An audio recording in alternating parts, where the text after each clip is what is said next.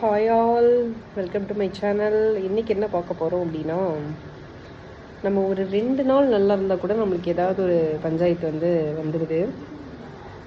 அப்படிப்பட்ட பஞ்சாயத்து தான் இன்றைக்கி. நேற்று என்னென்னா, கொஞ்சம் வீட்டில்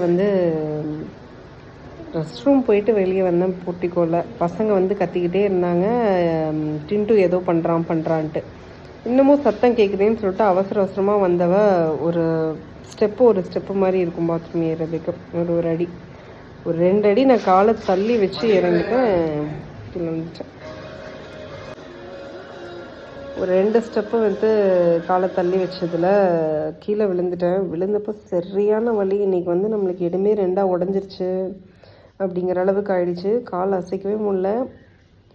தூக்குறாங்க. எந்திரின்னு ஹஸ்பண்ட் சொல்கிறாங்க. வீட்டில் இருந்தாங்க பசங்க, போய் கூப்பிட்டு வந்தாங்க. தூங்கிட்டு இருந்தவரை கூப்பிட்டு வந்தாங்க. அம்மா அப்படி கீழே விழுந்துட்டாங்கன்னு. ஏன்னா அவர் மாடியில் தூங்கிட்டு இருந்தார். தூக்குறாரு. என்னால் எந்திரிக்கவே முடியல. கடைசியில் எப்படியோ என்னை அவங்க தூக்கி தான் கூப்பிட்டு வந்தாங்க. அப்படியே தூக்கி பிடிச்சி சோஃபாவில் உட்கார வச்சு 3 ஹவர்ஸ் ஐஸ் பேக் வச்சு எல்லாம் வச்சோம்.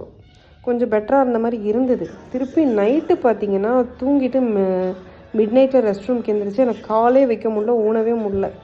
சரி, இது ஏதோ பிரச்சனையாக இருக்கும் போல் இருக்குது அப்படின்னு சொல்லிட்டு சிஸ்டர் ஃபிசியோ தான். அவங்க என்ன சொல்லியிருந்தாங்கன்னா, செவந்து இருந்தாலோ வீக்கமாக இருந்தாலும் இமீடியட்டாக ஹாஸ்பிட்டல் போயிடுங்க, ஏதாவது கிராக் இருந்தாலும் தெரியாது அப்படின்னா. அப்புறம் சரி, காலையில் ஹாஸ்பிட்டல் போனான்னு போயாச்சு. போய் பார்த்தா கால் எப்படி இருக்குன்னு காமிக்கிறேன் பாருங்கள்.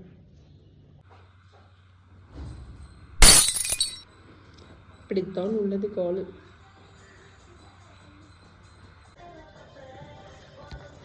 ஹாய், காலை பார்த்துருப்பீங்க.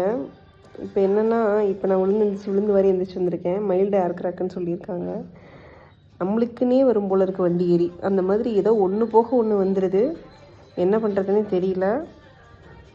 பார்த்து நீங்களும் நான் இந்த கூப்பிட்ட சவுண்டில் தான் அவசரமாக கீழே இறங்கிட்டேன், எதையுமே யோசிக்காமல். நீங்கள் யாராவது வேலை செய்யும் போதோ இல்லை யாராவது கூப்பிட்டாங்கன்னா பார்த்து மெதுவாக செய்யுங்க. இல்லைன்னா அப்புறம் என்ன மாதிரி தான் ஆயிரும். எல்லாம் வண்டியில் போய் விழுந்துருந்துச்சு வர்றது பரவாயில்ல. இது சொந்த வீட்லேயே விழுந்து கை காலம் முடிச்சுக்கிறது. இது இந்த அவசரத்துலேயும் ஆர்வத்துலேயும் விழுந்துக்கிறதான். பார்த்து பாய்.